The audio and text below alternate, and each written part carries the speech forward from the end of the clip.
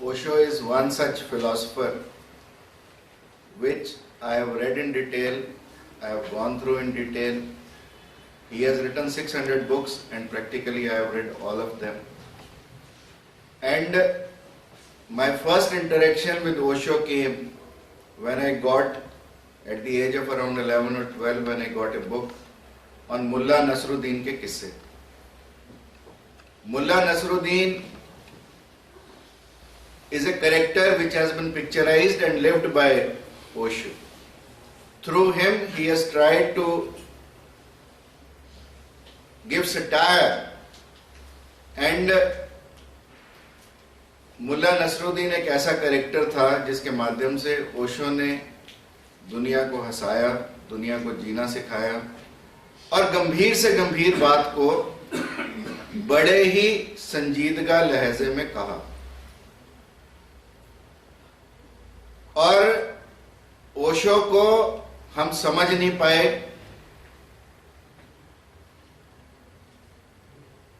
ओशो को ये दुनिया भी समझ नहीं पाई, क्योंकि मेरा ये मानना है कि ओशो अपने समय से शायद एक शताब्दी पहले निकल गए।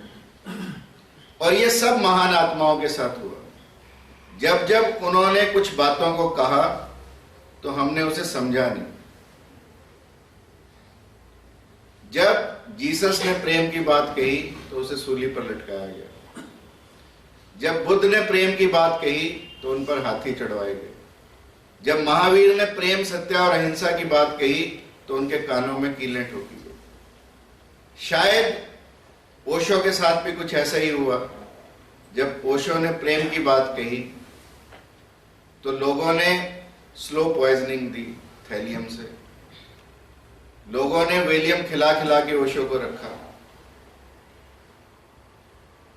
परंतु कितनी भी कंट्रोवर्सीज हों ओशो के जीवन से संबंधित, परंतु ओशो का जो संदेश, ओशो के जो कमांडेंट्स, ओशो की जो जीने की राह, जो जीवन जीने की कला, मानवता को दिया गया संदेश, वह एक अनोखा संदेश है, वह एक अनूठा संदेश है और शायद हम सब के लिए इट इज वेरी यूजफुल।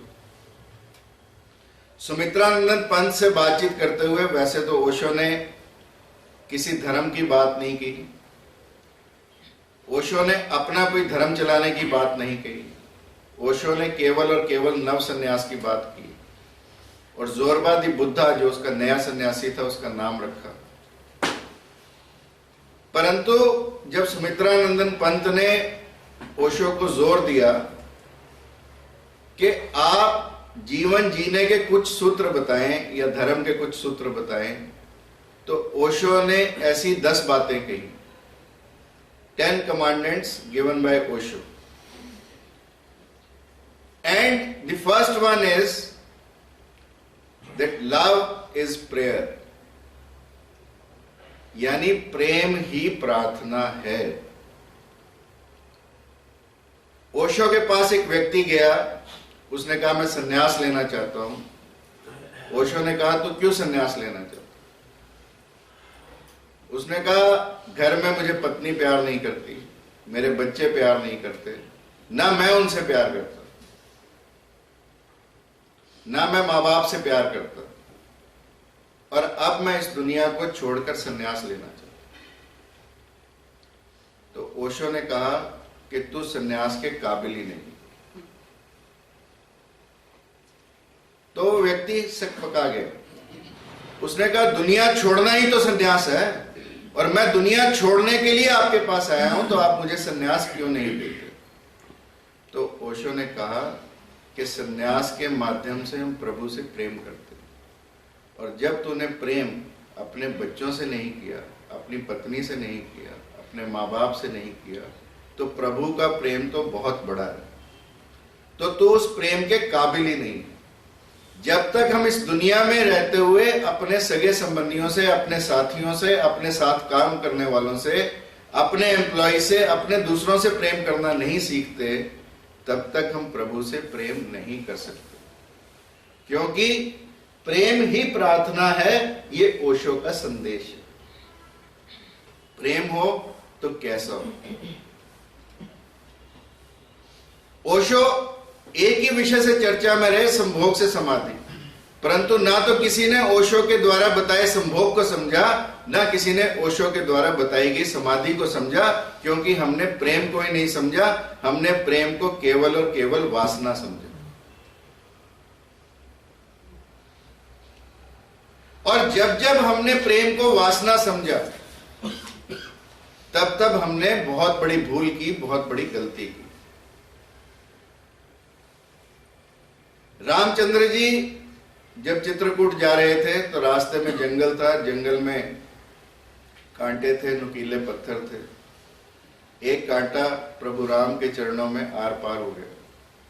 प्रभु राम ने वो कांटा निकाला और धरती मां से निवेदन किया कि धरती मां, मैं तो इन कांटों को झेल गया, परंतु जब मेरा भाई भरत मुझे ढूंढता आए तो इन कांटों की बजाय कमल में परिवर्तित हो जाए। धरती मां ने कहा कि तुम ऐसा क्यों सोचते हो? क्या भरत तुम्हारे से कोमल है? तो रामचंद्र ने कहा कि मेरे से कोमल तो नहीं है, भरत मेरे से ज्यादा शूरवीर है, परंतु जब ये कांटा भरत के पैरों को भेदेगा तो केवल उसके पैर को नहीं भेदेगा, उसके हृदय को विदीर्ण कर देगा, क्योंकि भरत ये सोचेगा कि इन कांटों पर मेरा भाई चलकर। यानी ये प्रेम राम का भरत के प्रति और भरत का राम के प्रति, इस प्रेम को ओशो ने प्रार्थना कहा। और जब जब हम इस प्रेम को समझने की कोशिश करेंगे, तब तब हम प्रभु को समझने की कोशिश करेंगे। और इसीलिए हम जीवन में भी अपने ये सोचें कि यदि कोई कांटा पड़ा है तो हम उस कांटे को उठा दें, क्योंकि हमें चुभे ना चुभे, शायद किसी और को चुभे। इसलिए प्रेम क्या है? प्रेम एक ऊर्जा है। हम life is what? Life is only energy. यदि ये एनर्जी हमारे शरीर से निकल जाए, ये ऊर्जा हमारे शरीर से निकल जाए, तो हमारा शरीर न बोलेगा, न करेगा, न सुनेगा, केवल एक शव मात्र हो जाए। So love is a form of energy and it depends what all about spirituality is. What is all spirituality all about? Spirituality is all about controlling that energy which is within us. यदि हम उस ऊर्जा को ऊपर की तरफ ले जाएं, यानी उस ऊर्जा की ऊर्ध्व गति कर दें, तो ये प्रेम हो जाता है। और यदि हम इसकी अधोगति कर दें, नीचे की तरफ ये ऊर्जा हमारे शरीर में बहने लगे, तो ये वासना हो। That we need to understand कि हमें अपनी ऊर्जा को किधर ले जाना है, और जिस तरफ हम अपनी ऊर्जा को ले जाएंगे, जब हम निश्चित रूप से प्रेम की तरफ ले जाएंगे, तो वो प्रभु का प्रेम यानी प्रार्थना बन जाएगी। So the first commandment is love is prayer. एक छोटा बच्चा मंदिर में जाता है और मंदिर में जाकर प्रभु से प्रार्थना क्या करता है? अपनी काखा पढ़ देता है या अपनी एबीसी पढ़ देता है। पंडित उसे बोलता है तू कैसी प्रार्थना कर रहा है, तू कैसी पूजा कर रहा है? ये कोई पूजा का तरीका है? पूजा में तो तेरे को मंत्र पढ़ने हैं, ये क्या एबीसीडी पढ़ के तू भगवान के सामने चला जाए? तो उस बच्चे ने कहा कि क्या प्रभु इतना ना समझे? मैंने तो अपनी ABCD EFG HIJ KLMN पढ़ दी, अब प्रभु को जैसी प्रार्थना चाहिए हो वैसी इनसे बना ले।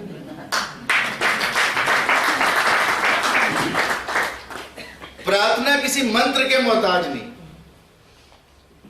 किसी क्रियाक्रम के मोहताज नहीं, प्रभु की किसी भी ढंग से की जा सकती। शबर ने मांस चढ़ाकर प्रभु की प्रार्थना की। शिवलिंग पर मांस चढ़ाता था, लोग बेलपत्र चढ़ाते, परंतु उसकी प्रार्थना मंजूर हुई। धन्ना जट ने पत्थर को ही पूजा।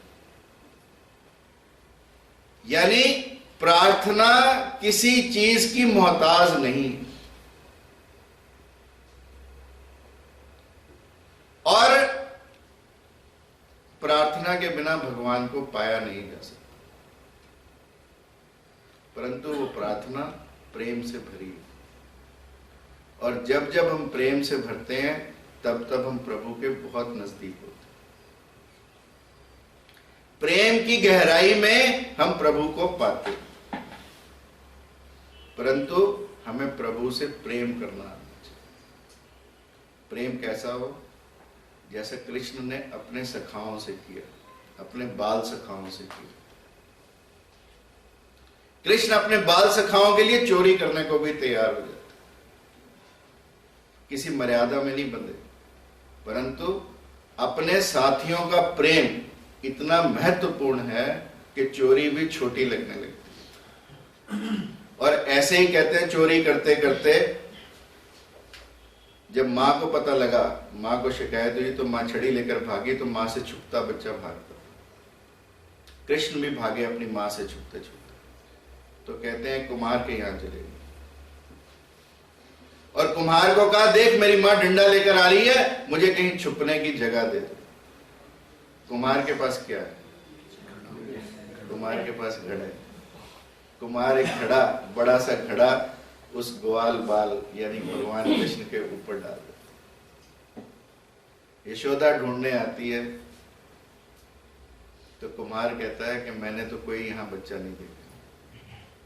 और जब यशोदा चली जाती है तो कृष्ण भगवान घड़े के अंदर से पूछते हैं कि क्या मां चली गई? जो सब कुछ जानते हैं फिर भी पूछते हैं कि क्या मां चली गई? तो मुझे बाहर निकाल। तो कुम्हार कहता है, कुम्हार को तो मालूम है कि ये छोटा बच्चा कोई ग्वाल बाल नहीं है, ये साक्षात परमात्मा है। तो कुम्हार कहता है कि मां तो चली गई, पर निकालूंगा तब जब तुम ये कह दो कि तेरी मुक्ति हो गई। जब तुम ये कह दो कि तू 84 लाख योनियों से मुक्त हो गया।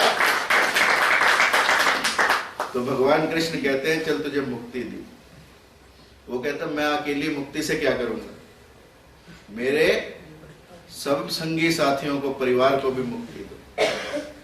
तो परिवार की मुक्ति मांग लेते हैं। और जब परिवार की मुक्ति भी कह देते हैं तो वो ये कहते हैं कि सारे के सारे ब्रजवासियों की मुक्ति दो। तो परमात्मा कहते हैं, चल सारे ब्रजवासियों की मुक्ति दी। तो कुम्हार कहता है कि अभी भी कुछ बचा है, अभी भी नहीं निकालूंगा। कि जिस बैल से मैं मिट्टी लेकर आया, ये अब उसका प्रेम है। कुम्हार का प्रेम देखो कि जिस बैल से मिट्टी लाद कर लाया और घड़ा बनाया, जिसके नीचे तुम्हें छुपाया, उस बैल की भी मुक्ति कर। ये उस कुम्हार का प्रेम है। और परमात्मा का प्रेम देखो, जिसने अपनी चिचली उंगली से गोवर्धन उठा दिया हो, उसने उस घड़े को नहीं उठाया, केवल और केवल कुम्हार के प्रेम वश। और फिर उस बैल की भी मुक्ति दी। और फिर जब कुम्हार ने उन्हें निकाला तो उनके चरणामृत, उनके चरण धोए, चरणामृत पिया, और उसके बाद उस चरणामृत को अपनी कुटिया में छिड़का और फिर प्रभु को गले से लगाया और वहीं प्राण छोड़ दिए। यानी जिसने प्रभु को पा लिया, जैसा कल डॉक्टर साहब ने कहा था कि प्रेम गली अति साकरी तामे दो न समाये। जब मैं था तब हरि नाही, जब हरि था तब मैं नहीं। प्रेम गली अति साकरी तामे दो न समाये। यानी प्रेम की गली इतनी सांकरी है कि उसमें दो नहीं रह सकते जब तक वो दो एक ना हो जाए। जब तक भक्त और भगवान एक ना हो जाए, उस गली में रह नहीं सकते। इसलिए ओशो ने ऐसे प्रेम की व्याख्या की, जिस प्रेम की व्याख्या, कोई नया प्रेम नहीं बताया है ओशो ने, उसी प्रेम की व्याख्या की जो हमारे पुराणों में, हमारे उपनिषदों में, हमारे वेदों में, या जो सत्य है, जो प्रेम सत्य है, उस प्रेम की व्याख्या और उस प्रेम को समझने की कोशिश करनी है। So that is why Osho says कि इंद्रियों का निग्रह संन्यास नहीं हो सकता। इंद्रियों का अति संवेदनशील होना सन्यासी का पहला लक्षण, यानी hypersensitivity. It is not to become insensitive, it is not desensitisation, it is hypersensitisation which Osho says is sannyas. यानी हमारे छूने में प्रेम, हमारे बोलने में प्रेम, हमारे सुनने में प्रेम, हमारे देखने में प्रेम जब झलके तो वो प्रार्थना बन जाती है। उस प्रेम की व्याख्या ओशो ने की, उस प्रेम की व्याख्या नहीं की जो संभोग से समाधि तो एक टाइटल है, but it is not essentially. उसने केवल इतना कहा जिसको दुनिया ने गलत समझा। ओशो ने कहा कि जब संभोग के पल में दो प्राणी होते हैं और संभोग की पूर्ण अवस्था में जो आनंद उन्हें आता है वो केवल क्षण भंगुर होता है, और जो समाधि है उसका वही आनंद शाश्वत है। आनंद वही है, परंतु जब वो आनंद सनातन बन जाए, जब वो आनंद शाश्वत बन जाए तो वो समाधि। और इसलिए ओशो को लोगों ने मुश्किल से समझा।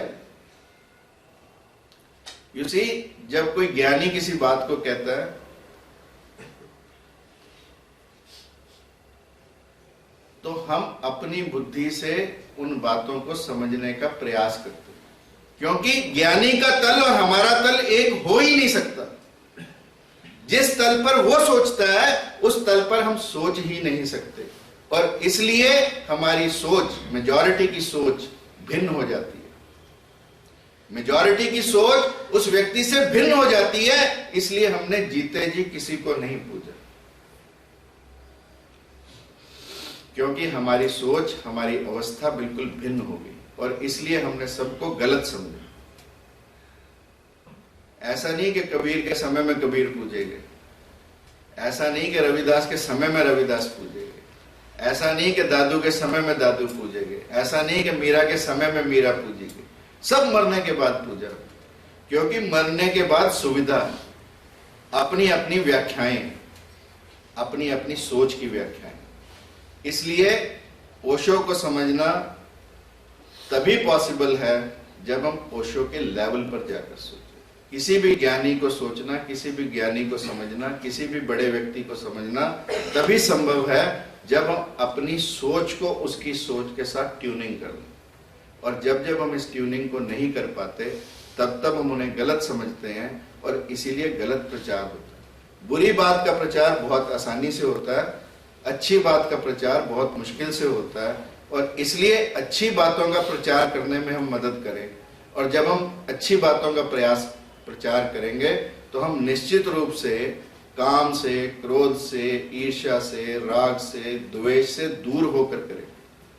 और जब जब हम इन वस्तुओं से दूर होंगे तब तब हमारी बॉडी की जो एनर्जी है वो ज्यादा प्रेम की तरफ जाएगी, और जब जब हमारी बॉडी ज्यादा प्रेम की ऊर्जा की तरफ जाएगी तब तब वो प्रार्थना में जाएगी, और जब जब वो प्रार्थना में जाएगी तब तब हम प्रभु को पाएंगे। और प्रभु को पाने के लिए the second commandment given by Osho is that truth is within you, it is not to come from outside. आपके भीतर ही सब कुछ है, सत्य भी आपके भीतर है, भगवान भी आपके भीतर है, केवल उसको उघाड़ने की कोशिश है। और इसीलिए कबीरदास जी ने कहा, मोको कहां ढूंढे रे बंदे, मैं तो तेरे, ना मैं मंदिर, ना मैं मस्जिद, ना काबे के नाम, ना मैं मंदिर में हूं, ना मैं मस्जिद में हूं, ना मैं काबा में हूं, ना कैलाश में हूं, मैं तो तेरे विश्वास में, मैं तो तेरे अंदर हूं, मैं कहीं और नहीं हूं। This is the second commandment given by Osho, and he said truth is within you. Farid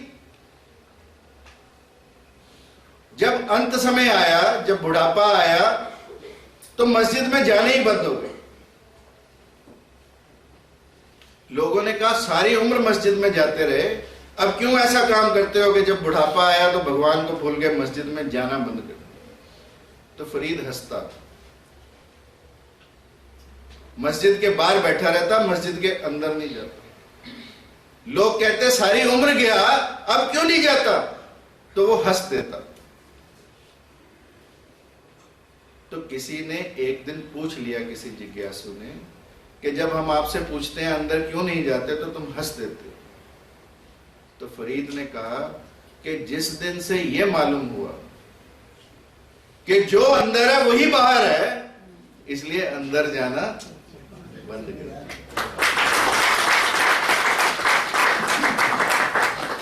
जिस दिन यह समझ में आ जाए कि वो जो अंदर बैठा है वही बाहर है, वही मेरे अंदर है, तो समझ में आ जाता है कि ना वो मंदिर, ना वो मस्जिद, ना वो काबे कैलाश। और इसीलिए बुल्ले शाह ने कहा, जे रब मिलदा राता वेले मिलदा चाम चढ़कियां, यानी रात को मिलता तो चमगादड़ों को मिलता, रात रात जागने से मिल जाए तो चमगादड़ों को मिल जाता। और जे रब मिलदा नात्या तोत्या मिलदा डटुआ मछियां, अगर नहाने धोने से मिल जाता, लोग गंगा स्नान करते हैं, यमुना स्नान करते हैं, सरस्वती स्नान करते हैं, यदि नहाने धोने से मिल जाता तो गाय और बच्चियों को मिलता। जे रब मिलदा जंगल वेले मिलदा गांवा बच्चियां, यानी अगर इस दुनिया को छोड़कर कहीं भागकर संन्यास लेने से भगवान मिलता होता तो गाय और बच्चियों को सबसे ज्यादा मिल जाता। तो बुल्ले शाह कहता है, बुल्ले शाह रब उन्हों मिलदा नीता जिना दिया अच्छी, यानी बुल्ले शाह उनको रब मिलता है जिनकी नीयत अच्छी है, जिनकी नीतियां अच्छी हैं। भगवान केवल और केवल उन्हीं को मिलता है। नाथ संप्रदाय पर भी लिखा, गोरखवाणी पर, गोरख पर भी लिखा उन्होंने। और इसीलिए ओशो ने कहा कि जीते जी मरना, that is the next commandment, I will come to it. मरो है जोगी मरो, मरो मरण है मीठा, ऐसी मरनी मर चलो जिस मरनी मरी गोरख डीठा। यानी मरने में भी आनंद आ जाए, मृत्यु को महामृत्यु बना लो, ये ओशो ने कहा। और ओशो की व्याख्या चाहे कृष्ण पर हो, चाहे महावीर पर हो, चाहे दादू पर हो, चाहे मीरा पर हो, चाहे गीता पर हो, चाहे अष्टावक्र गीता पर हो, चाहे ताओ पर हो, यू रीड एनीवन, आपकी धर्म के प्रति दृष्टि बदल जाएगी। This is what I can guarantee you. You see, a person who is so literate, यानी कल डॉक्टर साहब ने बताया ना 7 बरस में मृत्यु होती थी उसकी, 7 बरस में मौन में चला जाता, and then he used to study, और फिर उसके बाद बाहर निकलता और अपने प्रवचन देता जो आज पुस्तकों में संग्रहित हैं। यू सी, हमने राम और कृष्ण को नहीं देखा, परंतु हमने रामकृष्ण परमहंस को देखा। हमने नानक को देखा, हमने कबीर को देखा, हमने रविदास को देखा, हमने मीरा को देखा। ये सब ऐसे समय में हुए जो 400-500 साल की घटनाएं हैं, जिनके बारे में पीढ़ी दर पीढ़ी और इतिहास निरंतर चला आ रहा है। पुरानी बातें भूल जाओ, परंतु जिन्होंने चलते फिरते लोगों को देखा है, वो लोग ये भी कह सकते हैं कि पिछली सदी में रामकृष्ण परमहंस, जिड्डू कृष्णमूर्ति और ओशो एक ऐसे व्यक्ति हुए जिनको यदि व्यक्ति समझ ले तो चाहे पुरानी चीजों को ना माने, परंतु धर्म को अब मानने लग जाएगा। So Osho is one such philosopher from India. If I don't say God from India, but I can definitely say a philosopher from India, जिसने पूरे विश्व को हिलाकर रख दिया। You see, even the American government became afraid of him, and he was deported from America, and then 31 countries refused him entry. Even India also refused him entry. But if you will go to Osho Rajneeshpuram in Koregaon, you will find a positive vibe in that atmosphere. एक नाले की जगह को एक इतने बढ़िया आश्रम में परिवर्तन करना, बाकी कुछ मत सीखे आदमी सिर्फ इतनी सी ट्रांसफॉर्मेशन सीख ले, और वो एक नाला प्रतीक है एक व्यक्ति का जो गंध में भरा पड़ा, और उस नाले पर आश्रम बनाना एक प्रतीक है कि व्यक्ति अपने आप को मानव से महामानव, या अपने आप को मानव से देव कैसे बनाए, ये उसका प्रतीक है। उस आश्रम पर जाकर ही व्यक्ति ये समझ सकता है कि ओशो की क्या देन है इस मानव पर। यू जस्ट विजिट द आश्रम, it is fair enough. You visit any आश्रम, आप हमारे यहाँ जाओ, आप किसी के यहाँ जाओ। After all, criticising a person is very easy, but getting positive things from a person is very difficult.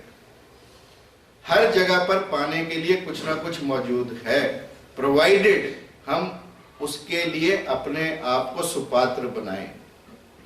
यदि हमारा पात्र सीधा है तो प्रभु की कृपा इसमें बनी रहेगी, और यदि हमारा पात्र औंधा है, यदि हमारा पात्र ही उल्टा है, तो कोई प्रभु की कृपा कहीं से हमारे अंदर आ नहीं सकती। The third commandment given by Osho was live life wakefully, यानी होश से जियो, होश से। अब प्रश्न ये है कि जीते तो सभी हैं, सांस सबकी अंदर बाहर होती रहती है, सब लोग खाना खाते ही हैं, सब लोग बोलते ही हैं, सब लोग सुनते ही हैं, फिर क्यों कहा कि जियो होश से? होश से क्या अभिप्राय है? महावीर ने कहा बैठो तो ध्यान से, खड़े हो तो ध्यान से, ध्यान से जागना, जागना भी ध्यान से, सोना भी ध्यान से सोना। अब सोने में भी क्या ध्यान हो सकता है?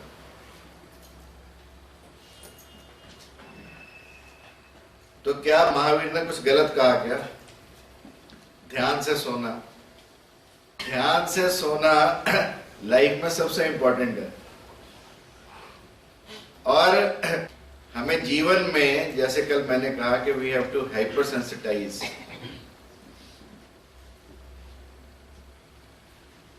सो the first thing is do more than touch, छूने से ज्यादा फील, महसूस करना ज्यादा इंपॉर्टेंट है। Do more than look, observe. Life में छोटी छोटी बातें ही होश की बातें। हम सब बेहोशी से चले जा रहे हैं, यहां से वहां तक हम जाएंगे। इसलिए होश होते हुए भी हमें बार बार याद कराना कि होश में रहो। This is what is the message of Osho.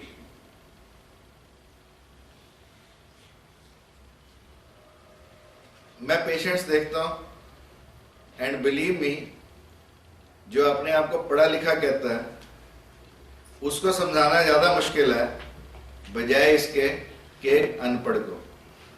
10 अनपढ़ देखने आसान है एक सो कॉल्ड पढ़े लिखे को देखने के। अनपढ़ आपके पास आया, आपने कहा ताऊ ये दवाई 2 बार डालनी है, ये 3 बार डालनी है, वो आपसे दोबारा प्रश्न नहीं करेगा और चला जाएगा। पढ़ा लिखा आपके पास आया, आपने कहा ये 2 बार डालनी है, ये 3 बार डालनी है, आप बोल चुके, फिर पूछेगा कि ये कितनी बार डालनी है जी, ये कितनी बार, आपने निशान भी लगा दिया उस पर कि ये 2 बार की है, 3 बार की है। फिर कहानी यहां नहीं खत्म हो गई, मेरे दरवाजे से फिर वापस आएगा, फिर मेरा दरवाजे के बाद ओपीडी के दरवाजे से बाहर आएगा, फिर केमिस्ट के पास जाके फिर वापस आएगा।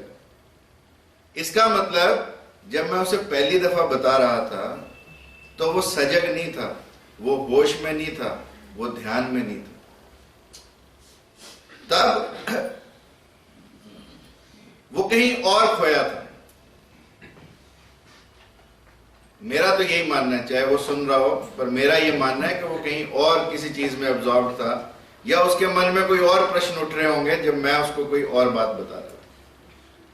परंतु जो अनपढ़ व्यक्ति है उसके मन में कोई प्रश्न, उसको मालूम है कि मैं डॉक्टर के पास गया हूं, मुझे दवा मिलनी है और मेरे को ठीक होना। वो आपकी बात बड़े ध्यान से सुनता है और वो ठीक भी जल्दी हो जाता है। जो सो कॉल्ड पढ़ा लिखा है वो जब आपके पास आता है तो 2 पर्चियां जेब में रख के लाता है। वो आपसे ठीक नहीं होने आया, वो आपको टेस्ट करने आता है। कोई पेशेंट मेरे पास आएगा तो वो इतनी फाइल लेके आएगा, पहले मेरे ऊपर पटक देगा, इतनी से तो जगह मेरे पास, पटकेगा तो मेरे को गुस्सा तो आना ही है। तो मैं कहूंगा इसे उठा के, तो नहीं पहले आप मेरी, मैं उसकी आंख देखने लगूंगा ऐसे, वो कहेगा नहीं मेरे को रोकेगा। फिर मैं उसे कहूंगा भी तो मुझे आंख दिखाने आया या कागज दिखाने आया। क्वेश्चन इज कि once you are going to a doctor, you should be clear in your thoughts. कि for what are you going to a doctor? The papers are important, the history is important, I don't deny it. But that's a secondary thing. If you show me the papers first and then I see your eyes, that means the view is already formed in the papers. And I will not think beyond that. Let me think with an open mind, let me make my viewpoint, and then let me see what is there in the papers. But it is other way around always. Everybody will insist on showing the papers. और फिर कहेगा मैंने 10-12 doctors को दिखा लिया, मेरी आंख ठीक नहीं हुई. मैं कहा बीमारी तेरी आंख में नहीं, तेरे दिमाग में. You got my point? कि अदरवाइज बीमारी तो इतनी कॉमन है कि तू पहले डॉक्टर से ही ठीक हो जाता, परंतु क्योंकि बीमारी तेरी आंख की बजाय तेरे दिमाग में है, इसलिए you are going to multiple doctors. कई बार होता है कि मल्टीपल डॉक्टर्स, कोई ऐसा नहीं कि 100 times 100 ऐसे ही होता है. 1 or 2 इट इज देयर कि भी 10-12 डॉक्टर भी देखें बीमारी पकड़ में ना आए. But majority of the times the first doctor is able to diagnose you, but you do not have faith, you do not have confidence, or you feel that you are too smart enough. So therefore, we have progressed in our so-called education. हमने अपनी डिग्रियों की तरफ तो progress की, परंतु हमने अपनी आत्मा की प्रोग्रेस को कहीं ना कहीं छोड़ दिया. इसलिए बार बार कहना पड़ता है कि होश से चलो, और पढ़े लिखे आदमी को ज्यादा कहना पड़ता है होश से चलो. इसलिए ओशो ने भी ये कहा कि लिव लाइफ और live wakefully. It is a very important sermon, it is a very important commandment. और सारी बात सिर्फ होश और ध्यान की है. अन्यथा जो एक व्यक्ति कर सकता है वो दूसरा व्यक्ति भी कर सकता है. इसलिए मैंने कहा do more than look, observe, do more than read. Everybody reads, but there are very few people who absorb. And that is practically a difference between a brilliant student and an ordinary student. Both of them may be reading, but one is able to absorb. Who is able to absorb? जो wakefully काम को कर रहा है, जो wakefully पढ़ रहा है, he will be able to absorb. Do more than absorb. Apply. We need to apply whatever we have read. Application is very important. And do more than hear. Listen. Like I am addressing a gathering of almost 100 people. Everybody will be hearing my voice. But there will be very few who will be listening to my words. Hearing is a mechanical process. In listening, your soul comes into play along with your ears. The collection of the sound is the function of the pillar. कान का काम है ध्वनियों को इकट्ठा करना और उनको focus करके हमारे दिमाग में घुसाना. That is what hearing is. But then what we are hearing, to decipher it is the work of our mind and soul.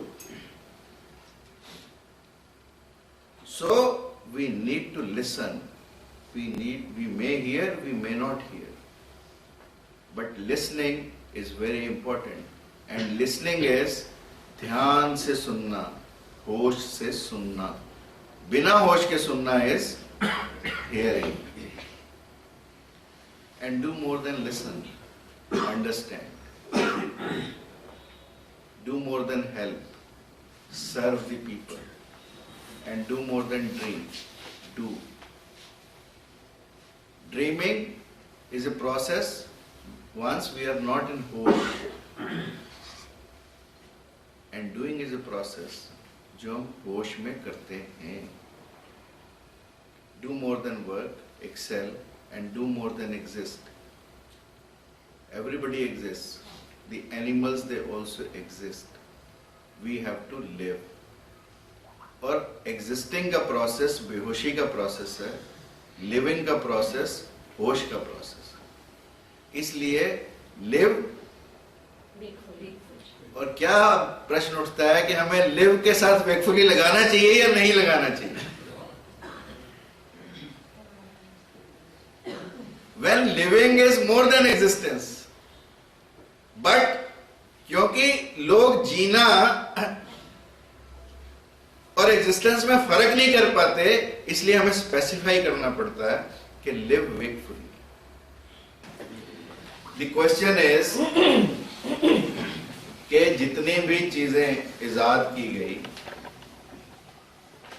ये हमारे होश को जगाने के लिए की गई. और बचपन में माँ बाप कहते रहे, गुरु कहते रहे, टीचर्स कहते रहे, होश से पढ़ो. हमें होश समझ में नहीं आया. और जब होश समझ में आता है तो व्यक्ति के जाने का समय आने लगा. इसलिए यदि हम माँ बाप की बात को, अपने गुरुजनों की बात को शुरू से मानने लगे और होश से अपने जीवन को जीने लगे, तो हमारे जीवन के मायने बदलने लगेंगे. अब हिरोशिमा पर जिसने बम डाला, गया, जाकर न्यूक्लियर बम फेंक आया, वापस अपने घर आ गया. सुबह उठा, अखबार पढ़ा तो देखा कि हिरोशिमा में एटम बम गिराने से लाखों लोग मारे गए. जब उसने ये खबर पढ़ी कि लाखों लोग मारे गए, तो कहते हैं उसने अपनी नस काट दी, नाड़ी काट दी. अपने सिर को दीवार पे मारा, सिर पे हथौड़ी मारी, और उस व्यक्ति को लगा कि तूने क्या कर दिया. और उसके बाद वो इतना पागल हो गया कि he was tied with chains in a mental sanatorium. Mental अस्पताल में उस व्यक्ति को चेन बांध के रखना पड़ा और सारी उम्र वो ऐसे ही पड़ा.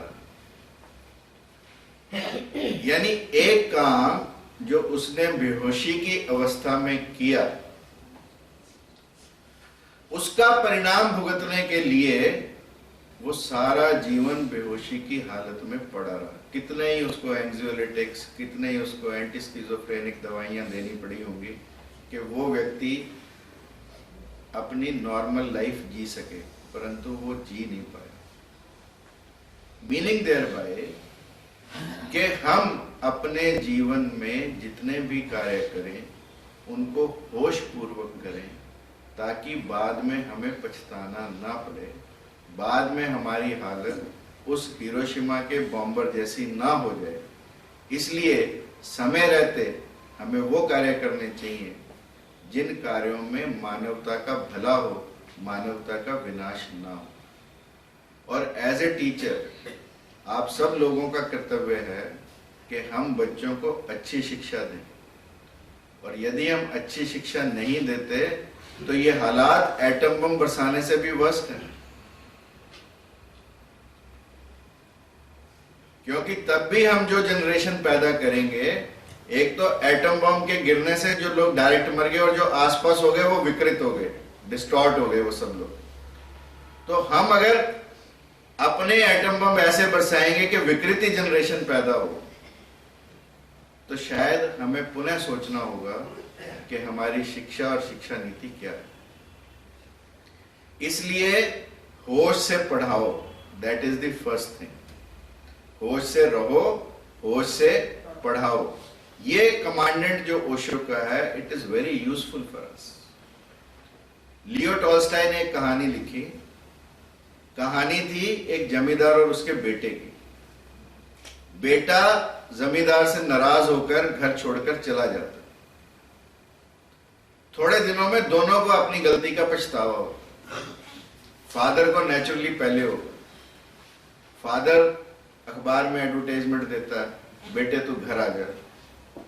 कहीं ना कहीं बेटा पढ़ लेता है और वो भी घर आने का प्लान बना लेता है, क्योंकि तब तक वो भी प्रायश्चित के मोड में आ जाता है। और बेटा अपने पिता को एक पत्र लिखता है कि मैं फलां फलां तारीख को फलां फलां स्टेशन पर मान लो रहूंगा, और उसके बाद गांव से नेचुरल जमींदार बग्गी लेकर उसे लेने आ गए। चांस से गाड़ी पहले आ गई, जमींदार की घोड़ा बग्गी बाद में आई। तो बच्चा स्टेशन पर उतरा लड़का, और वो शहर में कहीं अपने रुकने का इंतजाम किया करने लगा, क्योंकि पिता लेने नहीं आया। जमींदार स्टेशन पर पहुंचा, देखा, ढूंढा, बच्चा जा चुका था, गाड़ी निकल चुकी थी। तो उसने भी सोचा कि रात होने लगी है तो वापस क्यों जाएगा। उसने वहां पर एक धर्मशाला में जाकर दरवाजा खटखटाया और रात को रुकने की जगह मांगी। अब जमींदार को कौन, पैसे वाले को कौन मना करे। तो जो मैनेजर था, जो प्रबंधक था, उसने कहा कि कमरा तो खाली नहीं है, परंतु एक भिखमंगे को कमरा दिया, उसको बाहर निकाल देता हूं और तुम्हें कमरा दे देता हूं।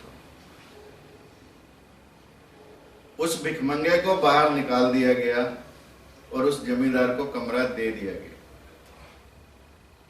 रात में ठंड इतनी थी कि सुबह होते होते उस भिखमंगे ने अपने प्राण त्याग दिए। सड़क पर उसकी लाश पड़ी थी, लोग इकट्ठे हुए, शोर मचा, कुछ लोगों ने तलाशी ली, तो पता लगा कि वो जो उसकी जेब में एडवर्टीजमेंट निकला कि वो उस जमींदार का बेटा था। तब वो जमींदार भी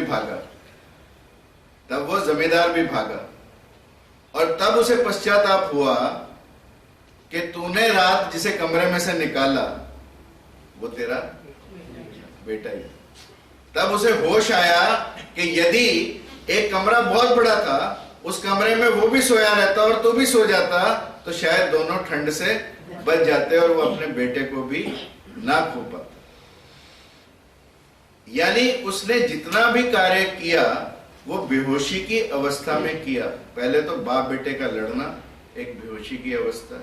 होश में रहते बाप बेटा लड़ भी पड़े तो सेपरेट नहीं होंगे। The separation is a further step. फिर उसके बाद वो आता है, देर से पहुंचना क्या है?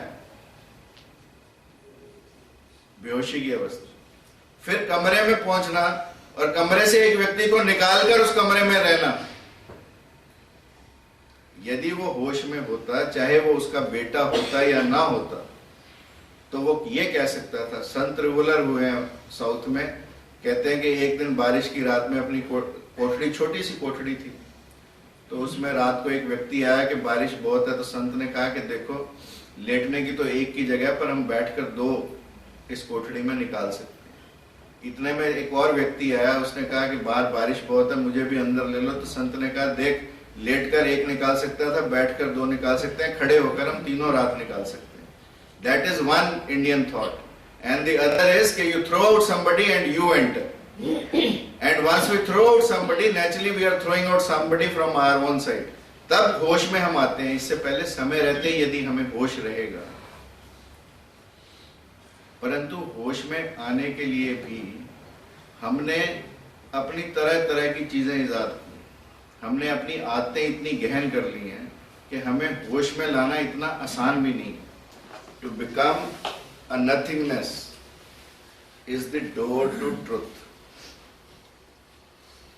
अब नथिंगनेस क्या हो सकती है? I can finish this lecture by saying, ये देखो, ये है ना ऊपर और ये नीचे के, इतना सा difference if we can create, certainly जो हमारी ईगो है वो समाप्त होगी। और हम जब झुककर कोई कार्य करेंगे तो निश्चित रूप से सफलता हमारे कदम चूमेगी। कब्र की मिट्टी लिए हाथ में सोच रहा हूं कि लोग मरते हैं तो गरूर कहां जाता है।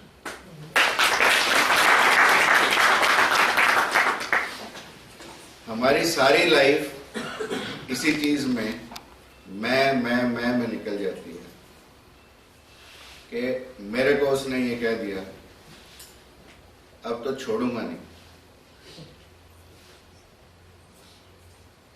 हमारा शरीर 8 तत्वों का बना, 5 जिसमें से स्थूल तत्व हैं, 3 जिनमें से दिव्य तत्व हैं।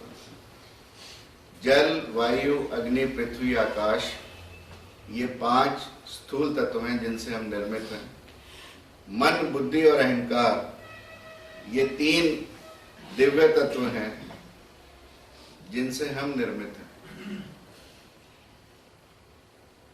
जो स्थूल तत्व हैं ये हमारे अंदर मिथ्या अहंकार को पोषित करते हैं, और जो दिव्य तत्व हैं वह हमारे अंदर शाश्वत अहंकार को पोषित करते हैं। अहंकार तो व्यक्ति के अंदर रहेगा ही, क्योंकि अहंकार से अभिप्राय क्या? अहम जमा आकार, जो मेरा आकार है वही अहंकार है। परंतु यदि हम अपने जीवन में अपनी यात्रा को मिथ्या अहंकार से शाश्वत अहंकार की ओर ले जाएं, तो हमारा जीवन एक अच्छा जीवन बन सकता है। महाकवि कालिदास के जीवन का, यानी कहते हैं कि उनके लेखनी में धार आने से पहले और लेखनी में धार जब नहीं थी, लोग कहते हैं, तब तक के बीच में एक इंसिडेंस है कि कालिदास पनिहारन के यहां जाते हैं, पानी मांगते हैं। पनिहारन कहती है कौन आया? तो कालिदास कहते हैं कि मैं कालिदास, जो कि बहुत बलशाली कालिदास, मैं बलशाली कालिदास। तो पनिहारने कहती हैं कि हमने तो बल केवल और केवल भोजन में देखा है या पानी में देखा, और किसी बलशाली को हम जानते नहीं। तब कालिदास कहते हैं बलशाली कहने से काम नहीं चला, तो क्यों ना मैं अपने आप को कमजोर कह दूं। उन्होंने फिर नॉक किया, फिर खटखटाया दरवाजा। पनिहारनों ने फिर पूछा कौन? तो उन्होंने कहा कि मैं कमजोर सा कालिदास। तो पनिहारनों ने फिर कहा कि कमजोर तो हम केवल 2 ही चीजों को जानते हैं, या तो गाय या नारी। अब तो नारी वुमेन एम्पावरमेंट है कहना, परंतु तब के समय में ऑफ कोर्स समय समय की बात। तब उन्होंने कहा कि कमजोर तो हम किसको जानते हैं? केवल गऊ और नारी को। अब ना बलशाली कहने से बात बनी, ना कमजोर कहने से बात बनी, तो उन्होंने कहा मैं एक पथिक हूं।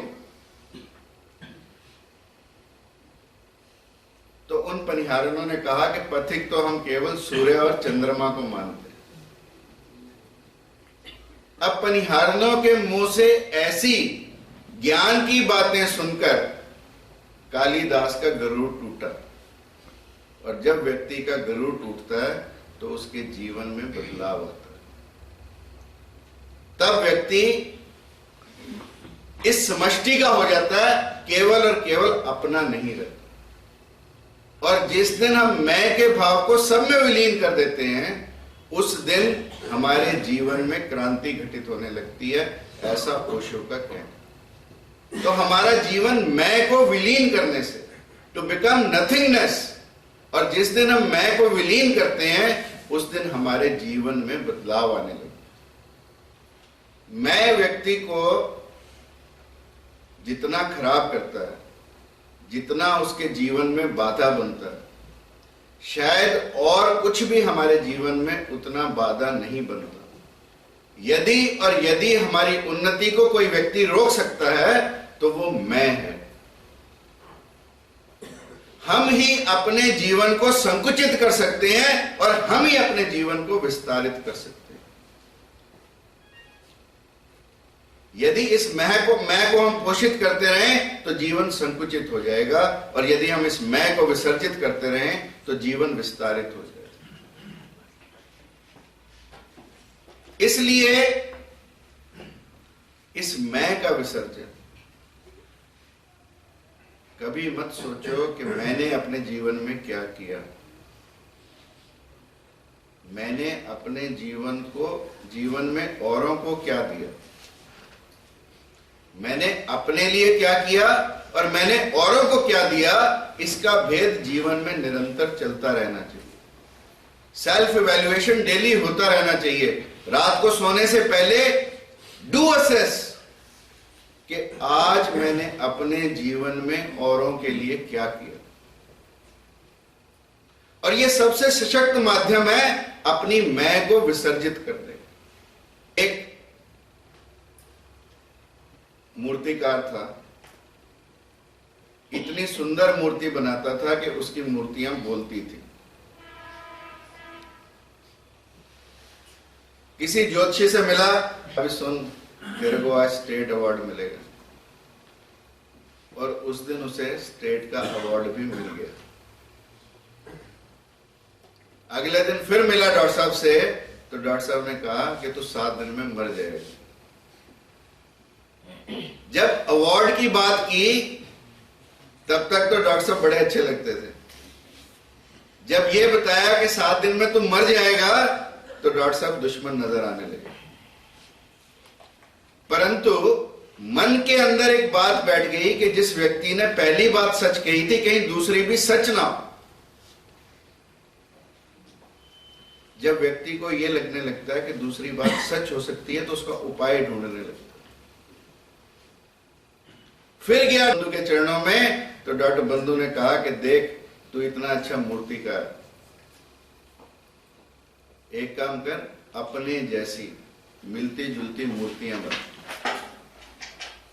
और 7 दिन बाद जब यमराज के लोग तेरे को लेने आए, यमदूत लेने आए, तो तू भी सांस रोक के उन मूर्तियों में खड़े हो जा। ज्ञानी की बात मानकर उस मूर्तिकार ने वैसा ही किया। निश्चित दिन यमदूत लेने आए, परंतु यमदूत भी धोखा खा गए।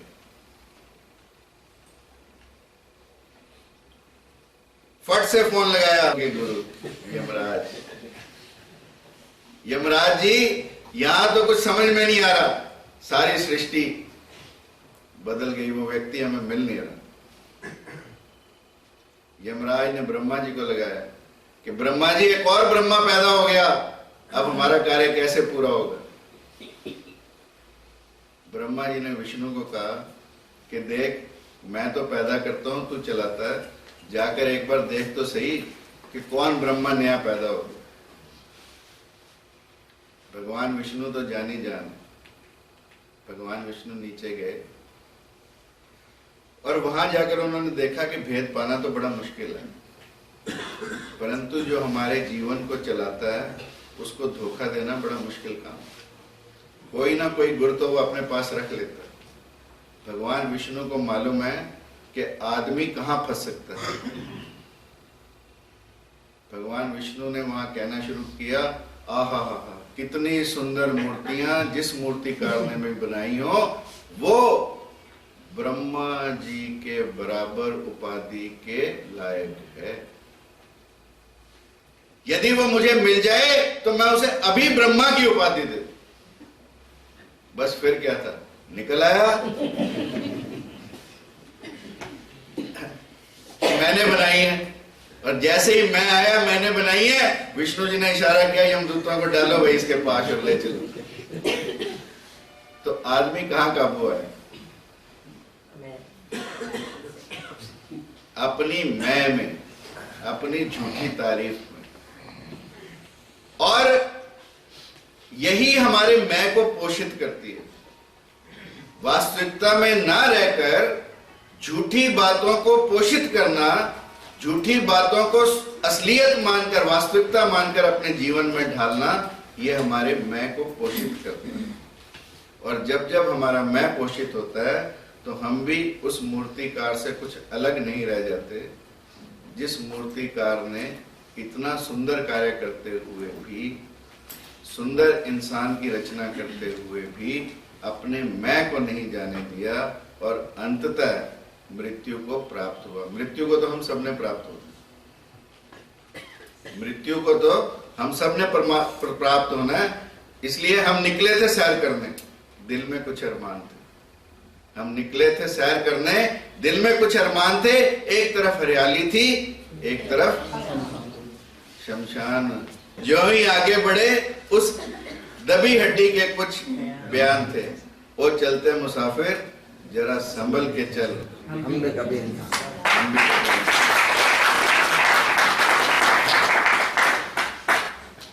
एक संत थे, हमेशा एक खप्पर समझते हो, खोपड़ी का खप्पर, खुली खोपड़ी लेकर अपने हाथ में घूमते रहते थे सारा दिन। लोग कहते क्या खप्पर उठा के घूमते रहते हो सारा दिन, इतने बड़े संत हो, छोड़ो इस खप्पर की, बच्चे छोटे डर जाते हैं, बड़े भी डर जाते हैं खप्पर देख के, छोटे बच्चे की तो बात ही क्या। तो उन्होंने कहा कि इस खप्पर को मैं इसलिए अपने पास रखता हूं कि किसी दिन मुझे भी इस खप्पर में तब्दील होना है। मृत्यु को याद करना ही अपने मैं को विसर्जित करने का एक तरीका है, एक उपाय है। और खप्पर ही नहीं रखते थे, बड़े संभल के भी चलते थे। तो कोई कहता है ऐसे ऐसे पैर रख के क्या डांस करते हुए चलते हो, तो उसने कहा कि मैं इसलिए सोच के चलता हूं, पता नहीं किसकी खोपड़ी पे पैर ना रखा जाए, क्योंकि जहां हम बैठे हैं इसके नीचे कितनी खोपड़ी है कौन जाने, परंतु वो भी कभी इंसान थे। इसलिए सिकंदर ने भी एक म्यूजियम बनाया, ऐसी मूर्तियों का म्यूजियम बनाया जैसी ये मूर्तियां लगी। अपने दादे परदादे महादादे लकड़ दादे परदादे पता नहीं कौन कौन उसने सारे भर दिए उसमें, परंतु अपनी नहीं रखी। तो कोई उस बड़ा व्यक्ति उस म्यूजियम को देखने गया,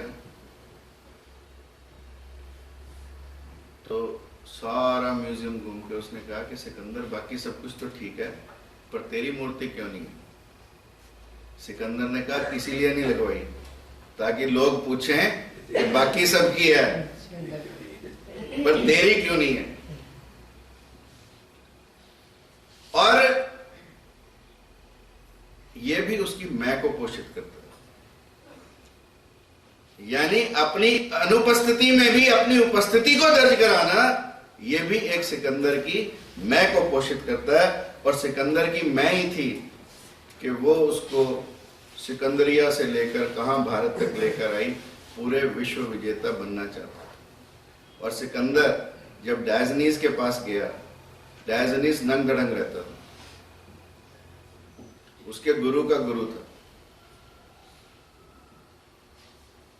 और सिकंदर ने कहा कि गुरुदेव विश्व जीतने जा रहा हूं, आपके लिए कुछ लाना हो तो बता देना। डायजनीस समुद्र के किनारे रेत पर नंग दड़ंग पड़ा, सामने सिकंदर खड़ा, कह रहा है गुरुदेव विश्व जीतने जा रहा हूं, कुछ लाना हो तो बता देना। तो डायजनीस ने कहा पहले तो तू मेरे सामने से हट, मेरी धूप रोके खड़ा, बाद में तू कुछ मेरे लिए लाना, पहले मेरे को धूप आने दे। परमात्मा ने इतनी अच्छी धूप खिलाई है, पहले वो मेरे पास आने दे। और फिर कहा कि तू खड़ा रहेगा तो मेरी धूप रुकी रहेगी, आ तू मेरे पास रेत पे लेट गए। कहता समय नहीं है,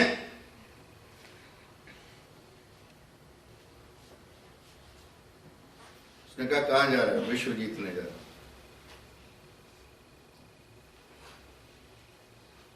कि विश्व जीत कर क्या करेगा,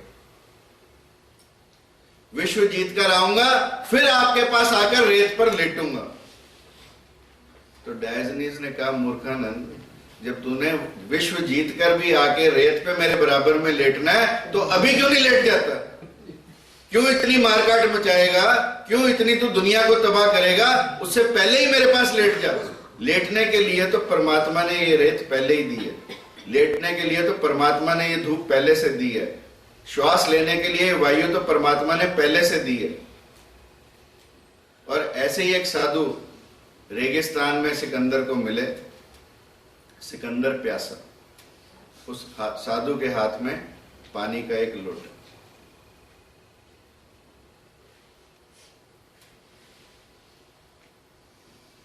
सिकंदर ने कहा साधु महादेव मेरे को पानी पिला दो, प्यासा हूं। तो उस साधु महात्मा ने कहा कि अगर तुझे ना दूं तो सिकंदर ने लालच दिया। सिकंदर ने कहा कि यदि तुम मुझे आधा लोटा पानी दे दो तो आधा साम्राज्य दे दो। उस साधु ने कहा फिर भी ना दूं तो? उसने कहा पूरा लोटा दे दे तो पूरा साम्राज्य दे दूंगा, आधा तो चाहिए नहीं साधु को। तो उसने कहा भी इसका मतलब तेरे साम्राज्य की क्या कीमत है? एक लोटा। जब व्यक्ति को प्यास लगती है, जब व्यक्ति के प्राण पखेरु होने लगते हैं, तो केवल और केवल एक लोटा पानी चाहिए और व्यक्ति कितनी मार काट में जाता। So that is why Osho said, live like nothingness, make life nothingness, kill your ego, lead your life egoless. परंतु आदमी अपनी ईगो में फंसा रहता है और परमात्मा से भी प्रश्न करता है। परमात्मा से क्या कहता है? तूने मैं मालिक, अभी तो हम दया मांग रहे थे ना, तूने मेरे मालिक रात बनाई, मैंने दिए जलाए। परमात्मा ने रात बनाई तो हमने बल्ब लगा दिए, अब दिए की बजाय ट्यूबें लगा दी, एलईडी लगा दी, एलसीडी लगा दी, कुछ भी लगा दी। तूने मिट्टी उत्पन्न की, मैंने उससे बर्तन बनाए। तूने धरती को वन पर्वत और मरुस्थल दिए, मैंने उसमें रंगीन फूल खिलाए। ए मालिक सच सच बता, तू बड़ा या मैं? परमात्मा से हमेशा मानव लड़ता रहा, परमात्मा की बनाई चीजों को रूपांतरित करता रहा, केवल और केवल अपने अहंकार को पोषित करने के लिए, और फिर परमात्मा से झगड़ता और परमात्मा से अपने आप को बड़ा बनाने की कोशिश करता। हिरण्यकश्यप बहुत बड़ा योद्धा था, परंतु मैं जाग उठी कि मैं विष्णु से बड़ा, मैं ही विष्णु हूं। रावण ने सभी देवी देवताओं को पकड़ के बंद कर दिया और अपने आप को देवता कहलाने लगा। यही अहंकार है, और इसी अहंकार को मारना ही जीवन है। और ये अहंकार हम केवल अपने अपने ऊपर नहीं रखते, ये अहंकार हम अपने बच्चों में भी पोषित करना चाहते हैं। हम अपने बच्चों को बड़ा बनाने का प्रयास करते हैं, उनको इंसान बनाने का प्रयास नहीं करते। एक बेटा घर से भाग गया, पहले बहुत भागते थे, लड़कियां तो ज्यादा भागती थी, लड़के कम भागते थे, बॉम्बे जाते थे हीरो हीरोइन बनने के। और जिसका कभी आज से 20-30 साल पहले भाग जाता था, पूरे मोहल्ले में गांव में उसकी बदनामी होती थी कि इसका बंदा भाग गया बॉलीवुड में। आज तो ये एक प्रेस्टीज का पॉइंट हो गया। लड़का भागा, पिता दुखी। थोड़े सालों में खबर आई कि वो लड़का अच्छा हीरो बन गया, एक थिएटर कंपनी में अच्छा नाटककार बन गया। अब जब उसका नाटक उस गांव में भी आने लगा, तो तब उस पिता को लगा कि अब तो तू कह ले भी तेरा है, क्योंकि अब बड़ा बन गया। जब बड़ा बन जाता तो हम सारे माला डालते हैं फटाफट। जब हमारे में से ही कोई बड़ा बन जाता है, उस टाइम हमें याद आता है कि डालो माला फटाफट, कोई काम ही आएगा। माला डाल के अपना बनाने की कोशिश करते हैं उसे, उससे पहले कोई नहीं पूछता उसे। तो पिता ने भी सोचा कि अब मौका आया है कि बेटा तेरा बड़ा नाटककार बन गया, क्यों ना सारे गांव को तो ये नाटक दिखा। तो उसने स्वयं से उस नाटक को स्पॉन्सर कर दिया। सब लोगों को बुला लाया, बड़े बड़े लोगों को, कि देखो आज मेरे बेटे का नाटक है। सब लोग बैठ गए, नाटक शुरू हुआ। पहला सीन, दूसरा सीन, तीसरा सीन, चौथा सीन, उसका बेटा कहीं नजर नहीं आया। नाटक खत्म होने को आया, लास्ट सीन में उसका बेटा एक तिजोरी के आगे बंदूक लिए खड़ा। अब बाप को लगा कि इधर से तो पर्दा खींचने वाले, और ये कुछ बोल ही नहीं रहा, सिर्फ इसको रोल ही यही दे रखा बंदूक पकड़ के खड़ा करने का। तो बाप फट से चिल्लाया, अगर कुछ बोलना ही नहीं तो कम से कम एक गोली तो दाग दे, बाप की इज्जत रह जाएगी। यानी फिर भी बाप अपनी इज्जत को देखना चाहता है अपने बेटे के अंदर। इसलिए हम अपनी जनरेशन को खराब कर रहे हैं। हर माँ बाप अपने बेटे को सचिन तेंदुलकर बनाना चाहते हैं, अमिताभ बच्चन बनाना चाहते हैं, परंतु कोई ये नहीं कहता कि मैं अपने बच्चे को एक अच्छा इंसान बनाऊं। सपने देखना एक अच्छी बात है, कोई बुरी बात नहीं, परंतु उन सपनों को ढंग से साकार करना भी is a part of good parenting. देखो, लाइफ में हमें बहुत लोग मदद करते हैं बड़ा बनाने में, हमें उन लोगों को भूलना नहीं चाहिए। और यदि जो व्यक्ति हमें बनाने में सहयोग करता है और हम उसे भूलने की कोशिश करते हैं, तो नुकसान किसका करते हैं?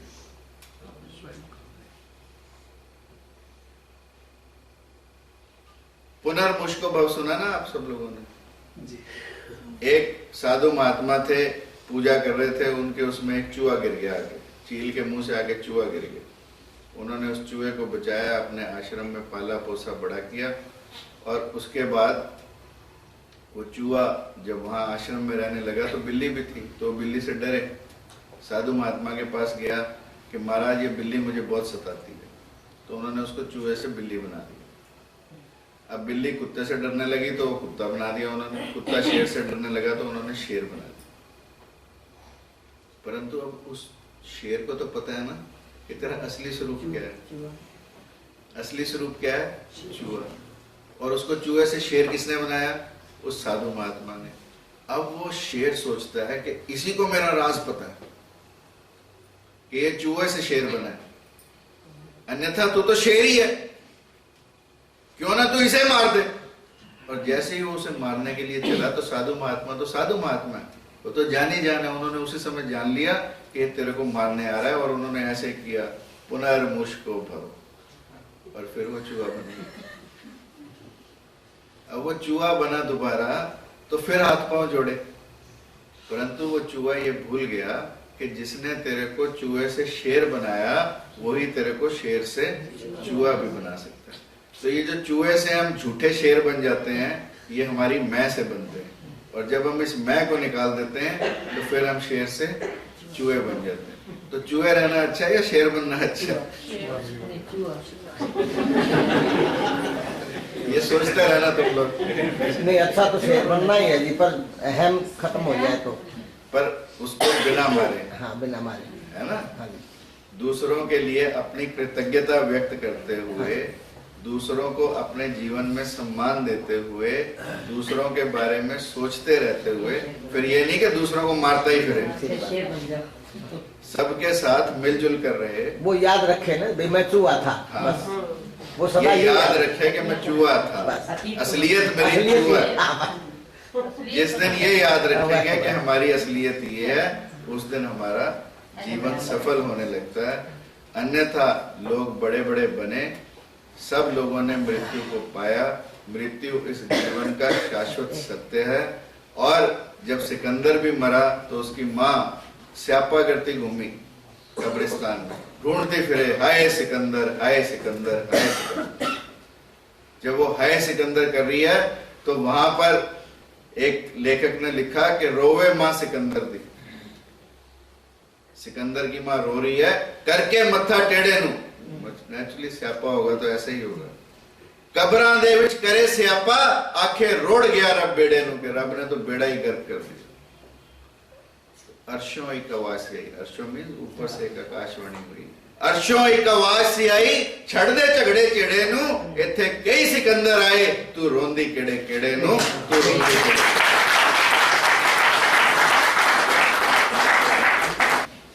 ओशो तो बहाना है, बाकी प्रिंसिपल्स तो they are the same everywhere. Whichever religion you may follow, whichever sect you may follow, whichever book you may follow, the commandments they remain the same for the life.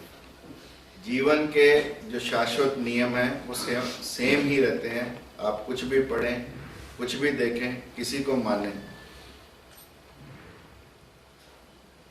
We have discussed 4 commandments. I am coming on to the 5th. Obey the commands that come from within you. जब भी हम कोई काम करने लगते हैं, हमारे अंदर 2 वॉइसेस होती हैं। One is the voice from outside, one is the voice from inside. We need to follow the voice which comes from inside. That is very important. जब भी हम कोई गलत काम करने लगते हैं, अंदर से एक बार आवाज जरूर आती है कि ये गलत काम है। उस आवाज को हम कितना दबाते हैं, उस आवाज को हम कितना सुनते हैं, ये हमारे कैरेक्टर पर निर्भर करता है। और आज क्योंकि नेताजी सुभाष चंद्र बोस की जयंती है, सबसे पहले नेताजी सुभाष चंद्र को नमन करते हुए, जिन्होंने इस देश को आजादी दिलाने में बहुत अहम भूमिका निभाई और जिन्होंने हमेशा इस कमांडेंट को फॉलो किया, always listen from with in, follow the command from with in. और देखो बंगाल यहाँ का हर चप्पा हरियाला है, यहाँ का बच्चा बच्चा अपने देश में मरने वाला है। ढाला है इसको बिजली ने भूचालों में पाला है, मुट्ठी में तूफान लगा है और प्राण में ज्वाला है। जन्मभूमि है यही हमारे वीर सुभाष महान की, इस मिट्टी से तिलक करो ये धरती है बलिदान की। वंदे मातरम, वंदे मातरम, वंदे मातरम, वंदे मातरम। Thank you.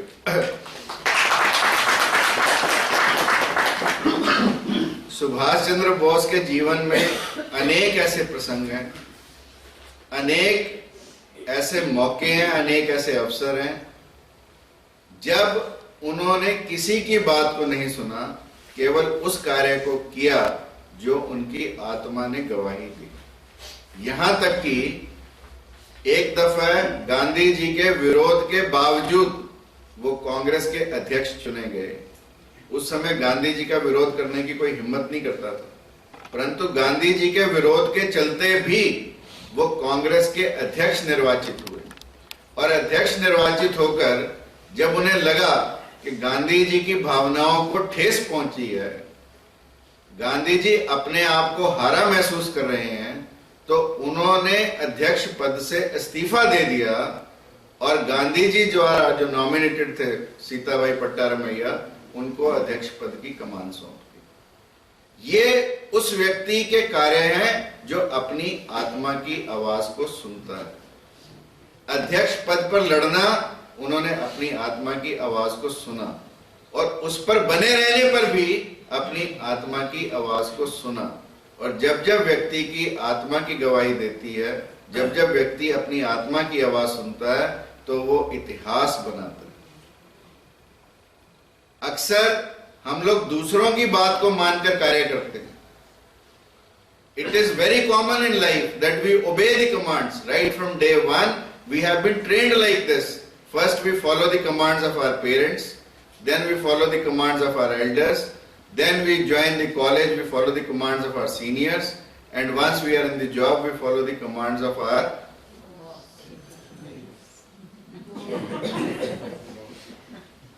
अगर बॉस की कमांड को फॉलो करते ना तो जीवन ही बदल चुका होता। कोई किसी को कहने नहीं जाता, कोई किसी को बुलाने नहीं जाता, कोई किसी को बताने नहीं जाता, खुद से करना होता है। और जब जब हम खुद से काम करते हैं, उसका आनंद भी अलग आता है, उसका सुख भी अलग आता है, उसकी शांति भी अलग मिलती है। और जब जब हम किसी के कहे में काम करते हैं, तब तब हमारे ऊपर प्रेशर होता है और प्रेशर में अक्सर काम गलत होते हैं। तुम मुझे खून दो, एक ऐसा व्यक्ति जिसने अपनी आत्मा की आवाज को सुनकर 10 लाख भारतीयों की सेना बनाई। आज के टाइम में भी 10 लाख लोग इकट्ठे करने बहुत मुश्किल काम है। हाँ, आप ये कहो भी मैं नोट छापने की मशीन यहां पर लगाऊंगा और जिसको जितने नोट उठाने हो उठा लो, तो शायद 10 करोड़ इकट्ठे हो जाएं। परंतु यदि आप ये कहो भी देश पे कुर्बान होना है, तो 10 लाख लोग इकट्ठे करने बहुत मुश्किल काम है। और जब देश पर कुर्बान होने की बात आती है, तो शायद वो 0.000001 में बदल जाता है। तो ऐसे नेताजी को श्रद्धांजलि देते हुए मैं अपनी बात को आगे बढ़ाने की कोशिश करता हूं। राजा हरिश्चंद्र आपने सुने, केवल और केवल एक स्वप्न आया और उस स्वप्न से ही अपना राज त्याग दिया और फिर उसके बाद जितने कष्ट सहे सब इस कहानी को जानते हैं। परंतु राजा हरिश्चंद्र के चरित्र को अपने अंदर ढालने की कितने लोग कोशिश करते हैं। एक व्यक्ति सच का प्रतीक है, सत्य का प्रतीक है, सत्य पर खड़ा है, सत्य पर अड़ा है, सत्य पर सब कुछ बलिदान करता है और हम एक छोटी सी डांट के लिए झूठ बोलने को तैयार हो जाते हैं। This is what we need to analyse. छोटी छोटी बात पर हम झूठ बोलते हैं, छोटी छोटी बात पर हम न जाने क्या क्या करते हैं। एज ए टीचर क्या ये हमें शोभा देता है? डज इट बिहोव अस? यदि हम ही झूठ बोलेंगे तो जिन बच्चों को हम पढ़ा रहे हैं उनसे क्या सच की उम्मीद हम लोग करते हैं। इसलिए अपने जीवन में गांधी जी ने कहा कि मुझे मेरे जीवन पर जिन लोगों का प्रभाव पड़ा उनमें से हरिश्चंद्र का नाटक सबसे ज्यादा, यदि मुझे किसी चीज ने प्रभावित किया तो वो हरिश्चंद्र के नाटक ने। और हरिश्चंद्र का नाटक देखकर गांधी जी ने सत्य को अपने जीवन में अपनाया और हमेशा सत्य पर खड़े रहे, सत्य पर अडिग रहे। और believe me in life, truth always prevails. सत्य की हमेशा जीत होती है, सत्यमेव जयते। और इसलिए लिखा, साच बराबर तप नहीं, झूठ बराबर पाप, जाके हृदय साच है ताके हृदय आप। परमात्मा को यदि अपने जीवन में उतारना है तो सबसे पहली चीज कि हम सत्य पर आए। यदि सत्य हमारे अंदर उद्घासित होगा तो निश्चित रूप से परमात्मा हमारे अंदर प्रकट होगा। परमात्मा को पाने की सबसे पहली बेसिक, जिसे कहते हैं प्रिंसिपल या बेसिक विधि, इज कि सत्य पर खड़े रहना। और जब जब हम सत्य के साथ होते हैं तब तब हम अपनी आत्मा की आवाज को सुनते हैं। क्योंकि यदि हमारे शरीर के अंदर कोई चीज सत्य है तो वो केवल और केवल आत्मा, बाकी सब कुछ झूठ है। और जब जब हम सत्य को अपनाते हैं मतलब हम अपनी आत्मा की आवाज को स्वयं से सुनते हैं। फिर किसी को आवश्यकता नहीं, no effort is required. Only thing is we automatically follow the command within अस।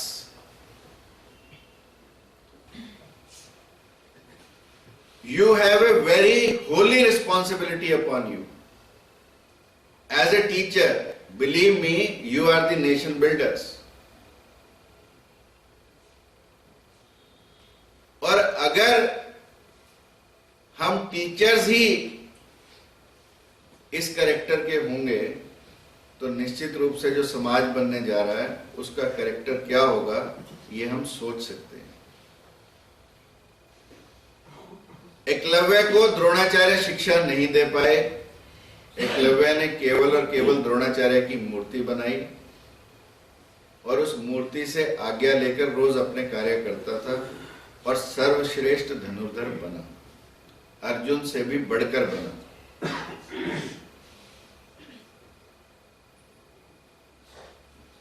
और गुरु ने समय आने पर, क्योंकि गुरु का संकल्प था कि अर्जुन सबसे सर्वश्रेष्ठ धनुर्धर बने और अर्जुन से बेहतर को वो किसी को देख नहीं सकते थे, तो अर्जुन से किसी भी कारण के चलते, let us not discuss and debate those reasons, उन्होंने उसका दाएं हाथ का अंगूठा मांगा और एकलव्य के स्थान पर अर्जुन सर्वश्रेष्ठ धनुर्धर बना। और कहते हैं कि द्रोणाचार्य के अंदर से आवाज आई और द्रोणाचार्य ने चलते चलते एकलव्य को इन दो उंगलियों से बिना अंगूठे के भी तीर कैसे चलाया जा सकता है इस बात की शिक्षा दी। फिर भी गुरु ने चलते चलते, यानी राजकोष से दबे होने के बावजूद भी, राज्य से अपने अनुबंध के बावजूद भी द्रोणाचार्य ने यह प्रयास किया कि वो एकलव्य को बिना अंगूठे के धनुष चलाना सिखा जाए। और आजकल तालीम केवल और केवल बिकाऊ है। खरीद लो तालीम, भरे बाजार रजवाड़ों का हक तालीम पर था, वंशज अब भी उनके। उस्ताद ड्योढ़ी पर दस्तखत हर रोज दे, उस्ताद मतलब टीचर, उस्ताद ड्योढ़ी पे दस्तखत हर रोज दे, टुकड़ा दिखाओ तो पूंछ हिलाओ। कौन एकलव्य की बात सुने मन की, राज अर्जुन का जब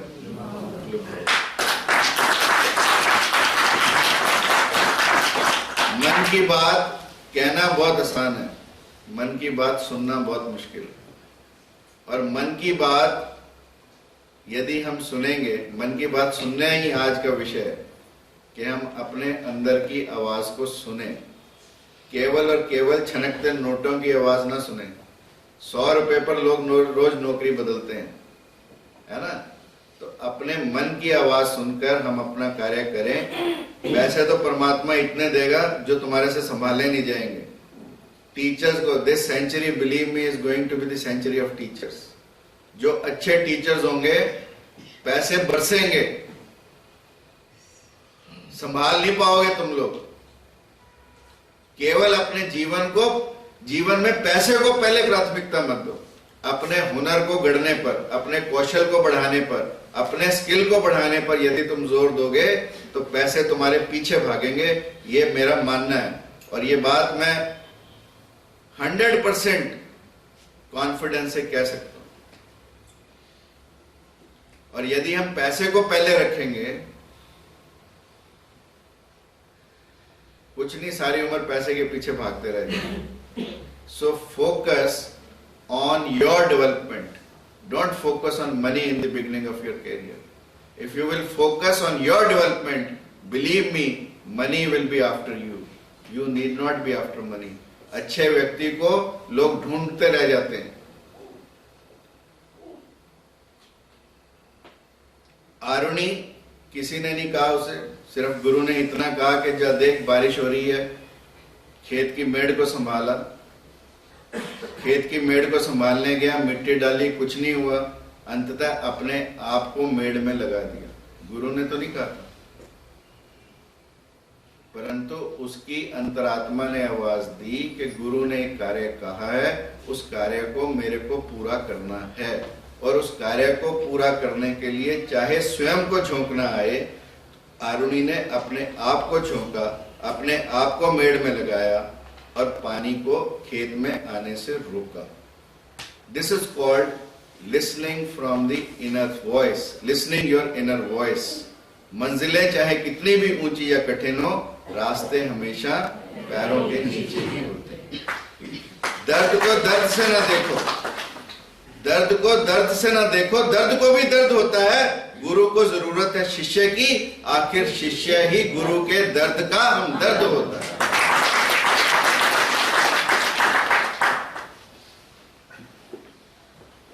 कारण मरने तक अपनी आत्मा की आवाज को सुना, मरने तक अपनी दान की प्रक्रिया को चालू रखा, और जब मरते मरते भी किसी ने कुछ मांगा तो पत्थर उठाकर अपना दांत तोड़कर, सोने का दांत लगा था, निकालकर उस ब्राह्मण को दिया।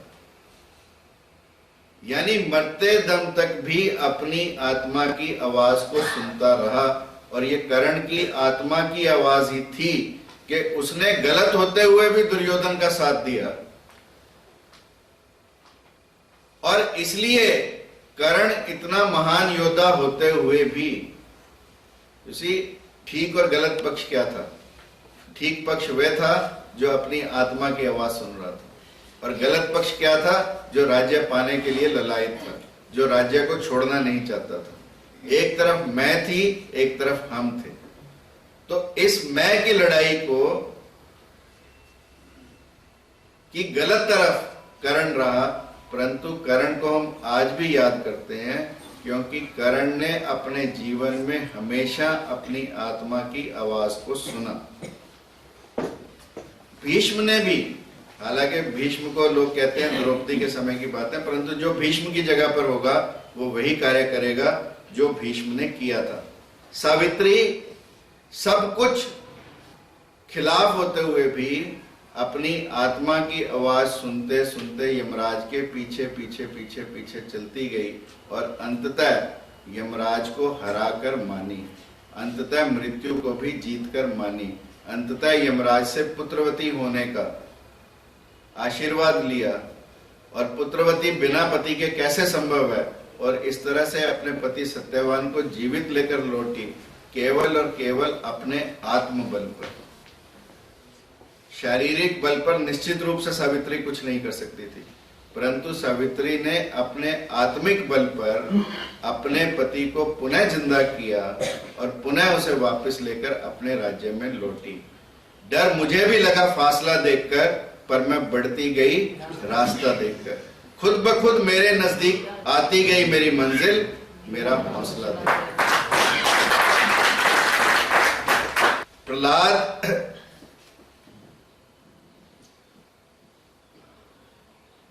को कितने ही कष्ट दिए गए, पहाड़ से फेंका गया, अग्नि में जलाया गया, हाथी चढ़ाए गए, परंतु प्रहलाद ने हार नहीं मानी। प्रहलाद ने अपनी आत्मा की आवाज को सुना और चाहे उस आत्मा की आवाज के सुनते अपने पिता की ही दुश्मनी मोल लेनी पड़ी। पिता ने कहा मैं भगवान हूं, प्रहलाद ने कहा नहीं आप भगवान नहीं हो सकते। और इसी बात की लड़ाई में प्रहलाद ने कितने ही कष्ट झेले और अंततः परमात्मा ने आकर नरसिंह अवतार लेकर प्रहलाद का साथ दिया, हिरण्यकश्यप का वध किया और अंततः सत्य की जीत हुई। इसलिए जिन जिन लोगों ने अपनी आत्मा की आवाज को सुना, भले ही उन्होंने अपने जीवन में कष्ट सहे, परंतु अंततः वह लोग सफल हुए और इस दुनिया में अपनी मिसाल कायम करके गए। और हम उन्हीं को याद करते हैं, हम उन्हीं के फोटो लगाते हैं, उन्हीं की पूजा करते हैं, उन्हीं की भक्ति करते हैं जिन लोगों ने अपनी आत्मा की आवाज को सुना। इसलिए अपनी आत्मा की आवाज को सुनना हमेशा। और जब प्रहलाद से इंद्र ने कहा कि तुम मुझे अपना शील दे दो, मैं तुम्हें स्वर्ग का राज्य दे दूंगा, तो प्रहलाद ने कहा कि अपने शील के बदले तुम स्वर्ग क्या, तीनों लोगों का राज्य भी दो तो मैं लेने को तैयार नहीं। ऐसे व्यक्ति जो अपनी आत्मा की आवाज को सुनते हैं, उन्हें हम इतिहास में भी याद करते हैं, अपने पुराणों में भी याद करते हैं। तन से सेवा करो जगत की, मन से प्रभु को पाओ, शुद्ध बुद्धि से तत्वनिष्ठ हो, मुक्त अवस्था तुम पाओ। इसलिए बुद्धि को शुद्ध रखना, अपनी आत्मा की आवाज को सुनना, ये हमारे लिए नितांत आवश्यक है। रक्त शिराओं में राणा का रह रह आज हिलोरे लेता, मातृभूमि का कण कण तृण तृण हमको आज निमंत्रण देता। आज पुनः आक्रांत हुई है मातृभूमि हम सबकी प्यारी, उठो चुनौती को स्वीकारो, युग को आज तुम्हारी बारी।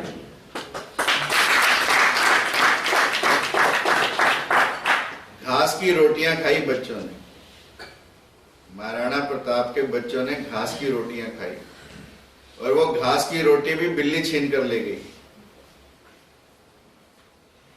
उसके बावजूद भी अपनी आत्मा की आवाज को सुनते रहे, मुगलों से लोहा लेते रहे, राजपुताना और इस हिंदुस्तान की शान को बढ़ाते रहे।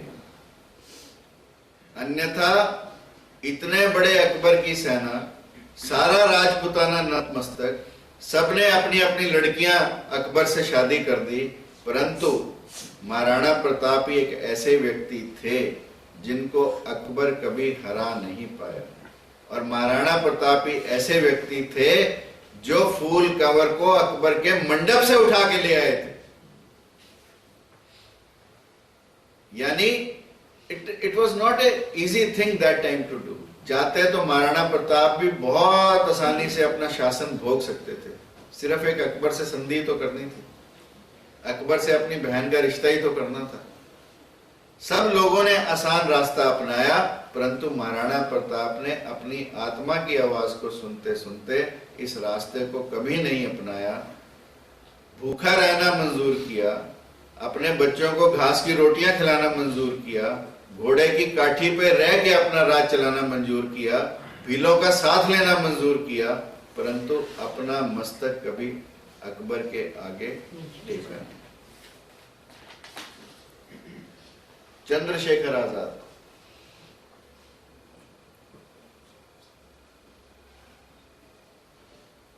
जितनी लड़ाई लड़ सकते थे लड़ी। अंततः जब घिर गए अल्फ्रेड पार्क में और जब अपने जीवन का कोई रास्ता नहीं बचा, जीवन में एक ही प्रण था, मैं आजाद हूं, आजाद रहूंगा, आजाद मरूंगा। अपने जीते जी अंग्रेजों के हाथ कभी नहीं आए और जब लगा कि अब फौजियों ने उन्हें चारों तरफ से घेर लिया, बचने का कोई रास्ता नहीं है, एक ही गोली पिस्तौल में बची है, तो अपनी जीवन लीला उस गोली से समाप्त कर दी। जो आजाद पैदा हुआ वो आजाद ही मरा। ऐसे चंद्रशेखर आजाद को पुनः पुनः नमन। राम प्रसाद बिस्मिल,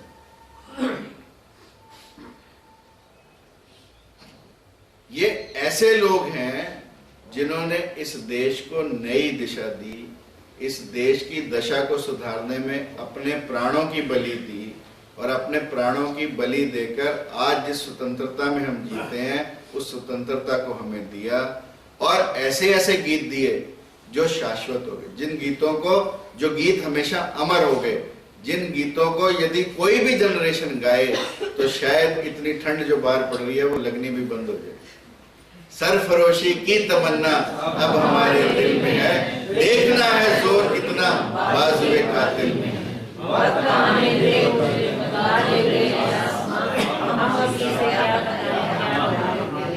और अब ना कोई वलवले हैं ना अरमानों की भीड़, बस इस देश पर मर मिटने की तमन्ना दिले बिस्मिल में है, इस देश पर मर मिटने की तमन्ना दिले बिस्मिल में है। गुरु गोविंद सिंह, अपनी आत्मा की आवाज बचपन से सुनना। 9 साल की उम्र में जब प्रश्न ये उठा कि कोई ऐसी बलिदानी हो जिससे मुगल घबरा जाएं, तो अपने पिता को कहा कि पिताजी आपसे बढ़कर किसकी कुर्बानी हो सकती है। अपने पिता गुरु तेग बहादुर को प्रेरित किया एक छोटे से बच्चे ने 9 साल की आयु में, और फिर उसके बाद मातृभूमि पर अपने चारों पुत्र वार दिए और फिर कहा 4 मुए तो क्या हुआ, जीवित कई हजार। और इन सब का जीवन कोई अलग नहीं है, चाहे वो शिवाजी मराठा हो, चाहे महाराणा प्रताप हो, चाहे गुरु गोविंद सिंह हो, सबने अपनी मातृभूमि के लिए, अपने धर्म के लिए, अपने देश के लिए अपने प्राणों की कुर्बानी दी।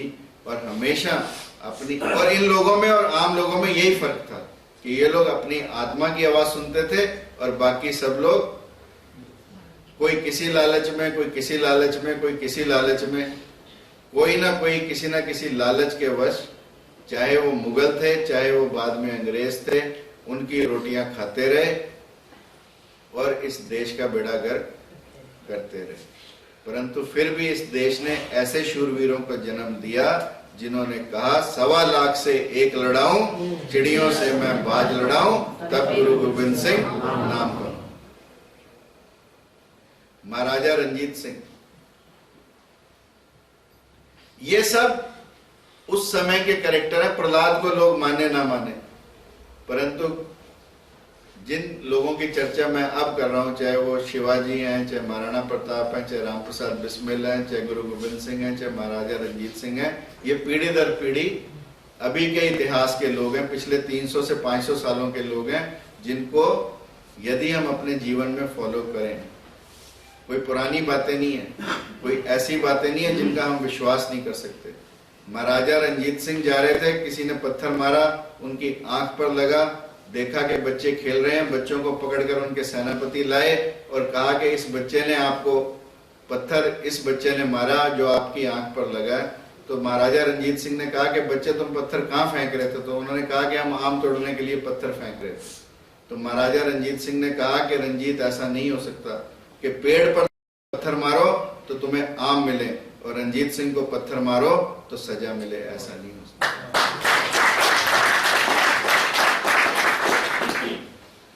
कोशिश कर हल निकलेगा, आज नहीं तो कल निकलेगा। रंजीत की निगाह सा, रंजीत की न्याय की जो आंख थी, उन्होंने अल्टीमेटली ये कहा कि चलो अब परमात्मा ने मुझे एक आंख दी, कम से कम अब मैं न्याय एक आंख से कर सकता। अब मुझे देखने के लिए दो आंखों की जरूरत नहीं है, अब निगाह ही एक है, उसी निगाह से मैं न्याय कर सकता हूं। तो कोशिश कर हल निकलेगा, आज नहीं तो कल निकलेगा। रंजीत की निगाह सा सद, मरुस्थल से भी जल निकलेगा।